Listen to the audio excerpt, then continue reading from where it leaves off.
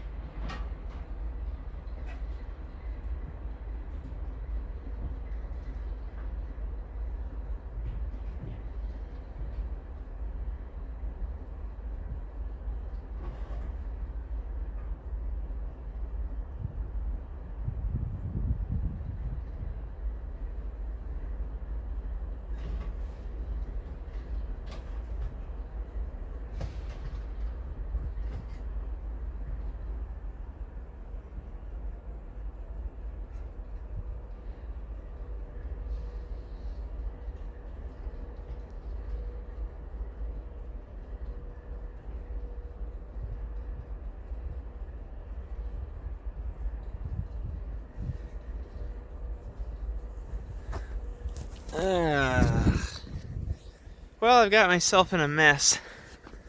The Snorunner's packed in here pretty well. But that's okay, we're determined.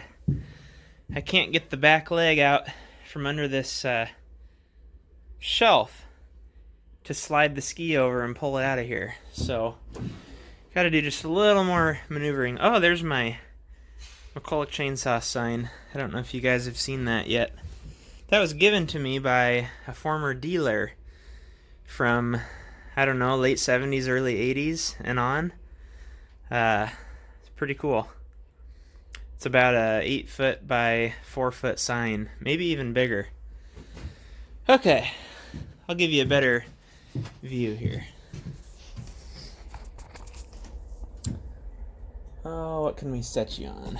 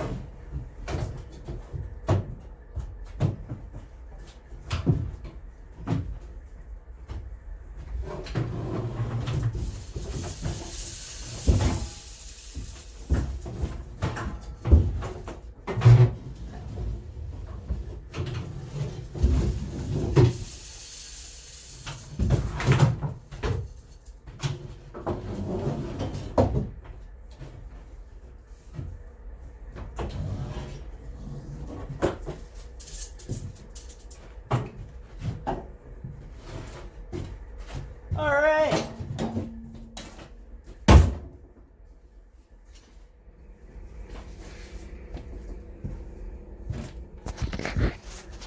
We got it. I don't know if you could hear that, how it sounded like a rain stick there. Funny story, not really a story, but in order to clean out the gas tank when I first bought it, I filled it full of BBs and thought I would shake those around in there and kind of break things loose and then dump everything out. I was never able to get all the BBs out, and I could get them out like maybe one or two at a time with a magnet, but that was a little bit of a fail on that one. So anyway, this is it. This is the Chrysler Snorunner, actually also called the Snow Rabbit, but mine is the Snorunner. So a couple things I did to it when I first got it was put a new track on it, and that's gotten beaten up pretty good already. I put a new fuel cap on it, a new fuel line kit on it. It needed a carburetor, and at the time, carburetors were very expensive. I don't know if they still are.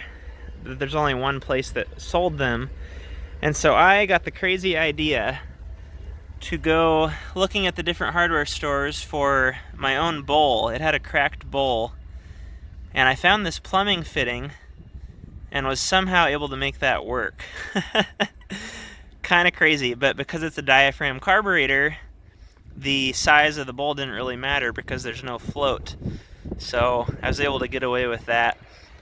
But I actually have a Tillotson carburetor that I think will work that's just been sitting in the shop. So we'll take a look at that. It has a unique kind of throttle setup that makes it hard to match and cross-reference. But anyway, trying to think of what else I did to it. That's about all I can think of. You can see here where the chain's broken, so we just need a short little section of chain. I'd like to seal up the gas tank if at all possible, but not a huge deal. It's operable without.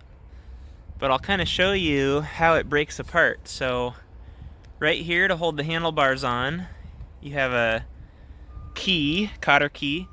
Typically on the front ski there's a key. I replaced it with a bolt because I didn't have a key at the time and needed something quick.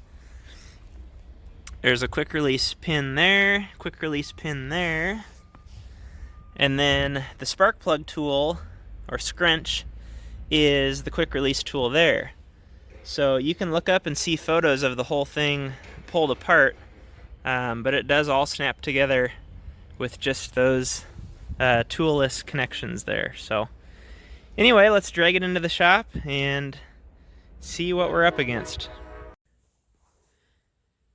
This thing has always been pretty hard starting. It just has this really strange compression. I've never actually measured the compression on it that I can remember, or if I did, it was a long time ago, right when I first got it. But it has always pulled really hard. It actually has a compression release there on the back of the cylinder.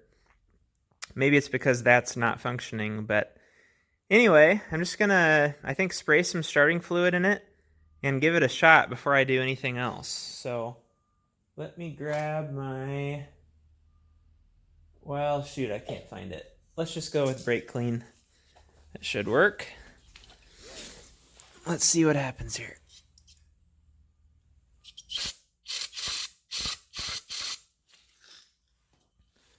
I would be amazed. Okay, compression release. Yeah, that feels real sticky and weird. I'd be willing to bet that's the problem with the hard starting. Anyway, let's see what we get. I can't remember which way is on with the switch, so we might have to check spark with that, but we'll just try full throttle here and choke on.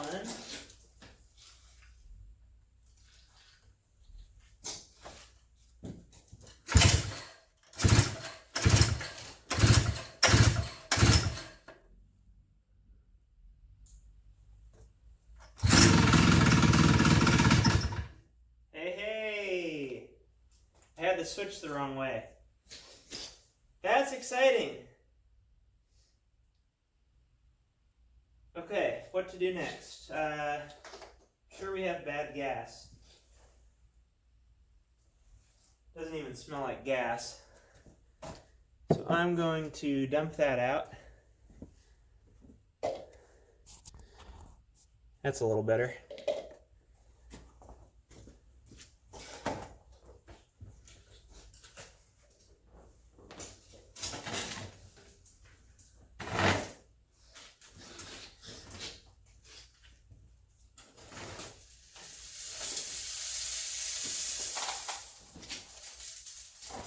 This might be promising. If there's no gas in it, I'm actually more encouraged by that.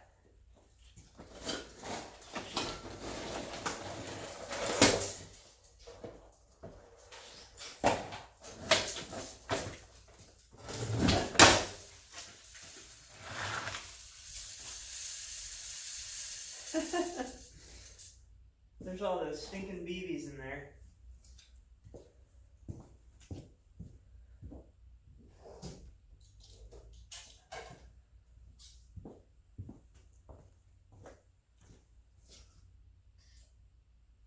I'm going to fish some of those out while we're at it.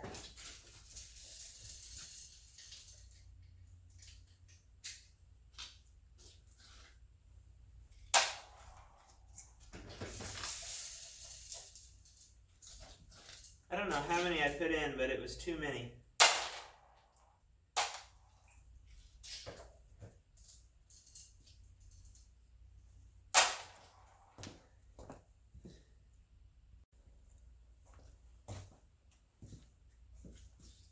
I had to stop for a cookie break.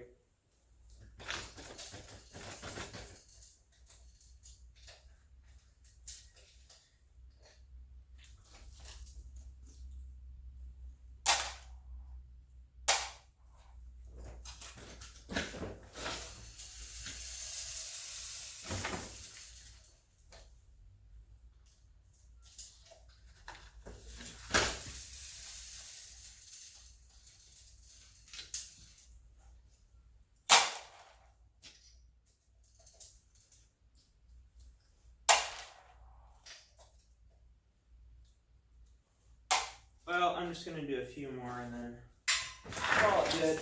I don't think they're hurting anything, but if I do put some sort of a liquid sealant down here, I want to make sure these are all gone.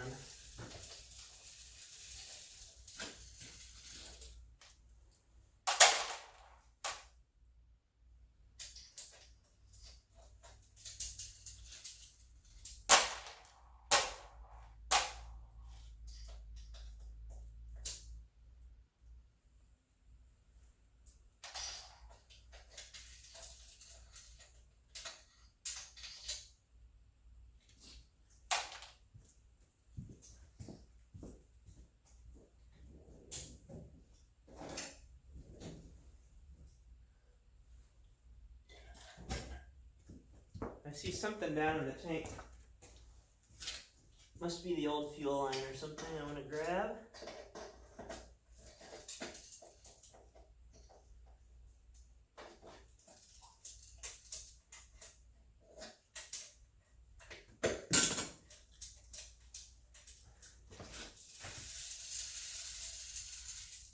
It's actually solid, whatever it is.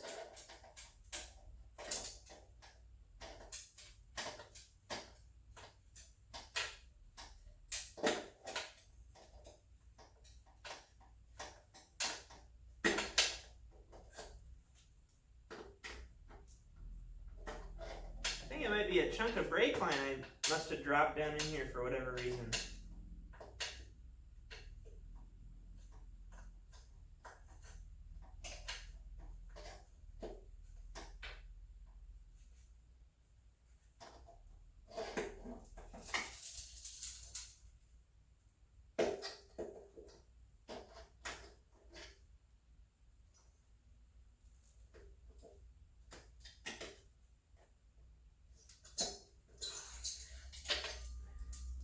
Nope, that's just the rock solid original pickup tube, I guess you could call it, with a fuel filter on the end.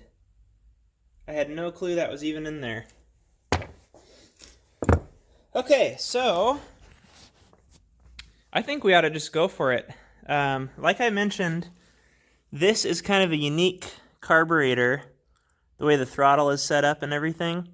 And I'll show you the one that I have just by chance. I saw it on eBay one day and thought it was a crazy deal and wanted to buy it, if for nothing else, just to have a reference of what it was.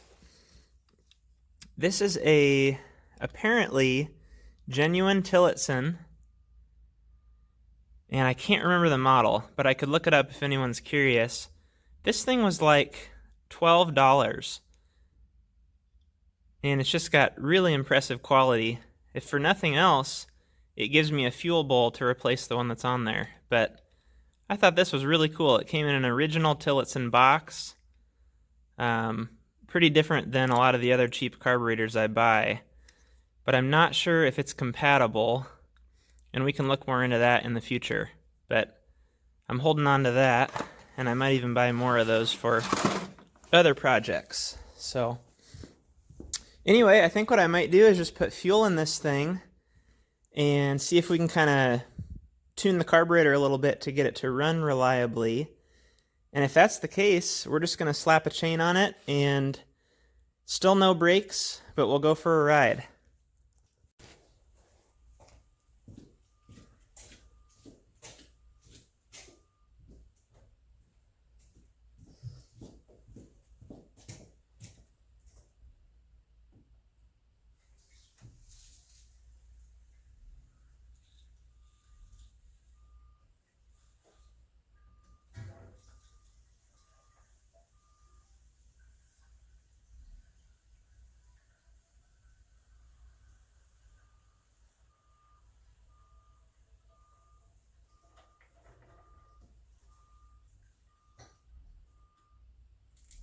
Should be enough to run.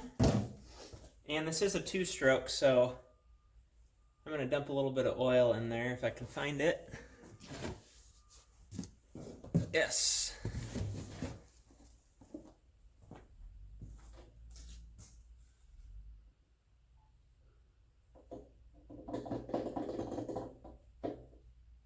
Make sure to always measure and mix your gas correctly.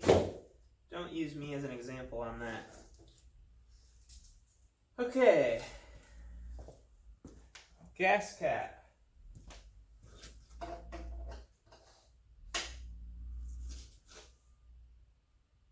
Alright, here goes nothing. Choke is on. I'm going to go crazy and try it without even a shot of starting fluid. Yeah, that decompression didn't pop out, so that's got issues.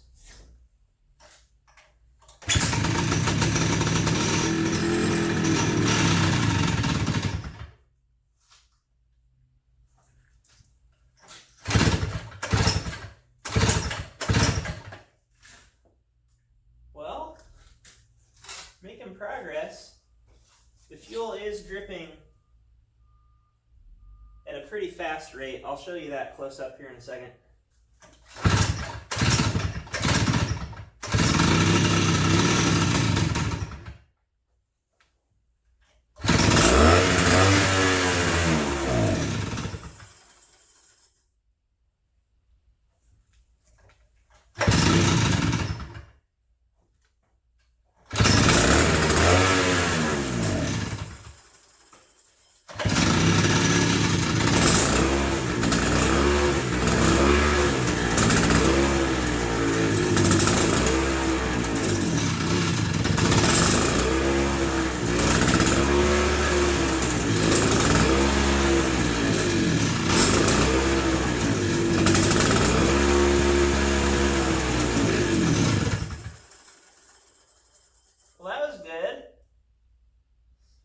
I'm more and more curious about this carburetor. I'm thinking we should swap that out. If it does fit for the $11 or $12 and it's just sitting here, why not? So I'm going to do that. I'm going to do that on another video. Here's the leak I was talking about. So I will end that here, and I've actually got a thing to do. So I've got to run for today, but we'll come back with a part 2 on this. So stay tuned. This is exciting. And I'm going to have a part 2 on the carburetor and the chain installation. So thanks for watching for now. Stay tuned for part 2. Make sure to like and subscribe as always. And I'll see you guys on the next video.